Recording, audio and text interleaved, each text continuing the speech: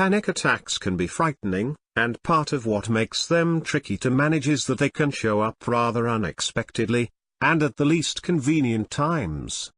We may not always have somebody with us when a panic attack creeps up, so it is essential to know how to deal with panic attacks when you are facing it alone. To start with, it is great to get in tune with yourself and know the symptoms of an approaching panic attack.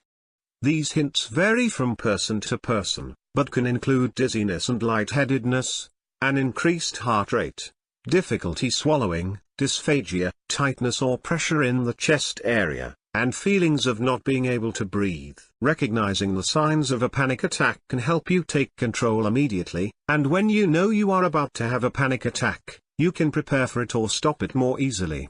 One of the most powerful and immediate ways to reduce the panic is by taking shallower breaths. This may seem counterintuitive as we are always told to breathe deeply when anxiety rears its head. However, quick and deep breaths lead to hyperventilation, which worsens anxiety. When we hyperventilate, we inhale more oxygen than the carbon dioxide we exhale, hence upsetting our natural balance of oxygen and carbon dioxide in the blood.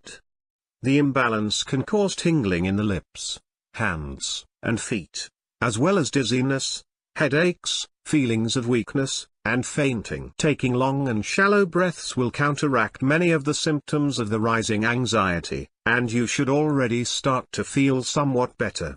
The next step on how to deal with panic attacks when you are alone is to leave your current environment.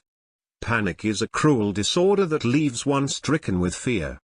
Instead of allowing our bodies or minds to cope effectively with the fear, panic leaves us trapped in the fear. Part of how this manifests is in that when we are having anxiety, we are too frightened to even move. A small but significant action such as leaving your room and going to sit outside helps you take back some degree of control. First, you have physically not allowed your panic to paralyze you, which is a very empowering move. And secondly, leaving the environment in which the panic starts to manifest can cause a positive shift in perspective. One of the downsides of having a panic attack when you are alone is that there is no one to reassure you, but that is not entirely true. Panic attacks can actually teach us to become our own number one cheerleaders.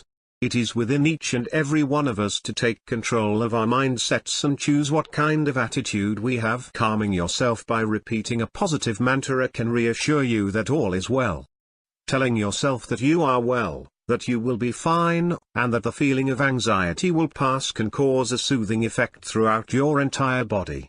If you are fortunate, the panic will subside fast and you may avoid having a full-blown panic attack altogether.